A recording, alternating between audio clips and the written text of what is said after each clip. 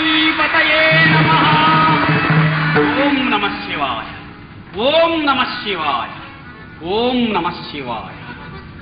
7 వాడల కాంచీపుర వాసులారా, ఆత్మ బంధువులారా, ఆప్త బంధువులారా, పరమేశ్వరాగము ఎలా చెప్తోంది?